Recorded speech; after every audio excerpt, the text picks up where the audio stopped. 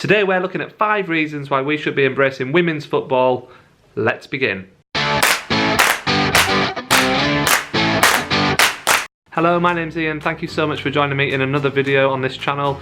If you haven't already, please like, subscribe and hit the bell notification icon so you don't miss anything on this channel.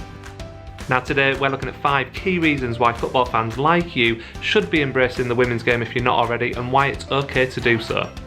Reason 1 is it's not a threat to men's football. Now I know this may sound obvious, but it's true. I think some people feel threatened by the women's game getting bigger and bigger, but the reality is there's enough of the pie to go around everybody, from fans to TV companies to media outlets to sponsors. There's enough of it to go around everybody.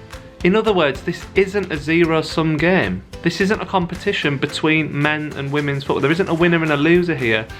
Men's football isn't going to miss out if women's football gets bigger.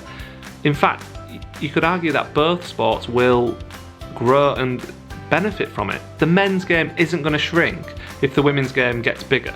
Reason number 2, exciting football is exciting football.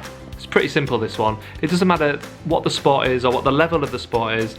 You can get enjoyment from any level of sport. Think about it. Why would thousands and thousands of people bother to go and watch non-league football or even lower division football every week if they weren't getting some excitement or enjoyment out of it? It doesn't make sense to say that if it's a lower level, it's not worth watching. It's just not true. Even a Sunday league match or a children's five-a-side game can be exciting.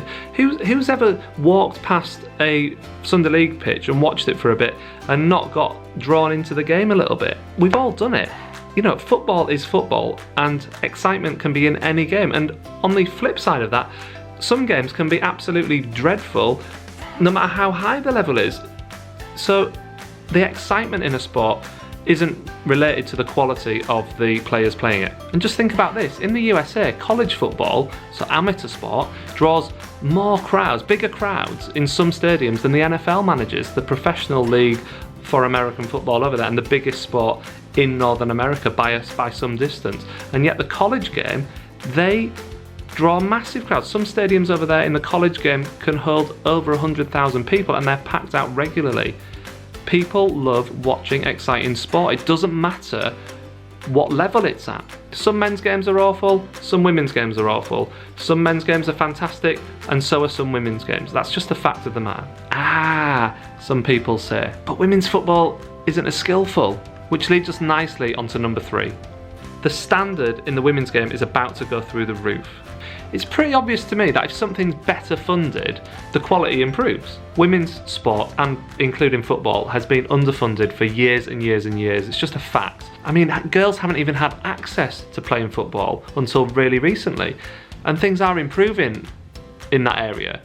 But the fact remains that even though some primary schools and secondary schools allow girls to play football and there's football clubs at these places, there's still schools out there that have boys playing football and girls playing other sports, and girls don't get the opportunity in some parts of this country. It's 2019. What is going on? But women's football is basically playing catch up. Men's football has had a 100-year head start on the women's game. Go and look it up. Go and look at the history of women's football in England. It was basically banned. The FA basically banned it after the war because it was getting too popular. It's disgraceful that ever allowed to happen. Women's football one day suddenly got banned. The FA banned women from playing on FA certified football pitches, and so the game vanished. Even though during the war the women's game kept the crowds going, they were getting thousands and thousands for every game. The interest was there back then. People love sport, people love football, they don't really care who's playing it. And now we're in this ridiculous situation where we've got so many people who think it's the men's game or nothing, and they can't see that it can be both. The more girls that we get playing football in this country from a younger age, and the more money that is spent on better facilities, better coaches, better equipment, we will see a rise in the quality of the game, and that is already happening. Now, reason number 4 is the profile is getting bigger.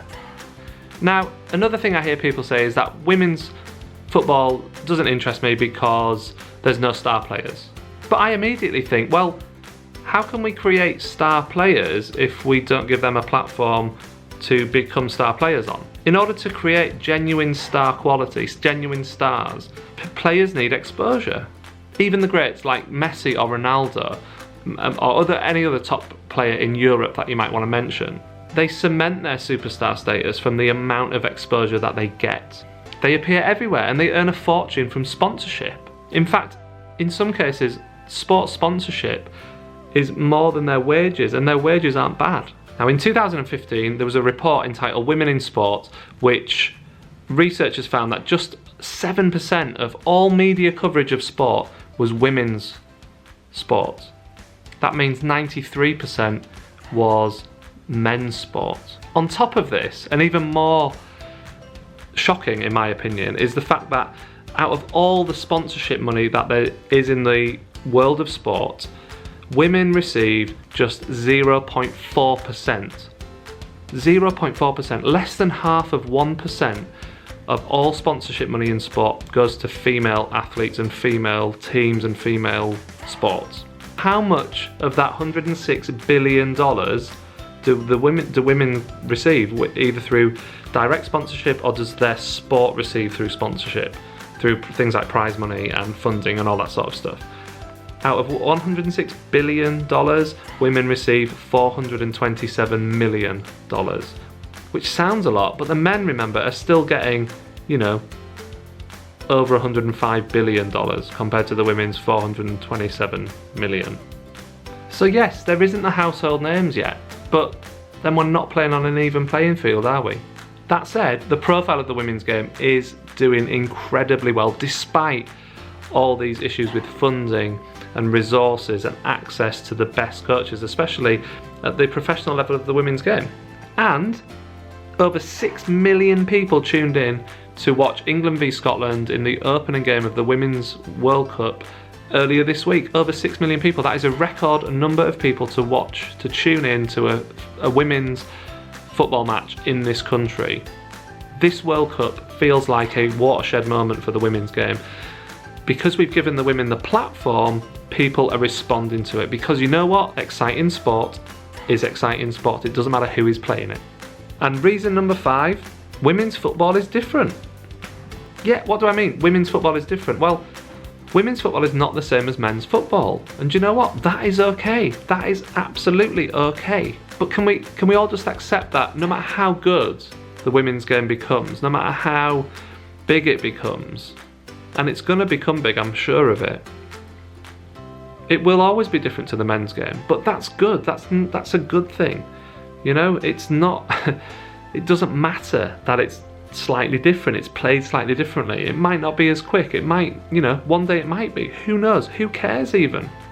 It doesn't matter. Different is good.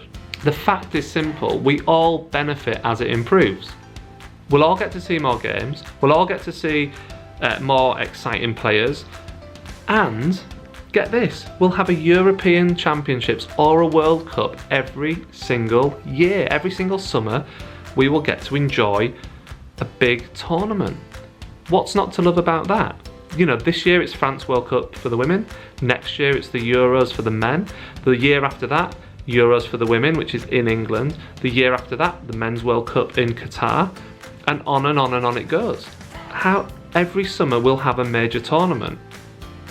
What's not to love about that?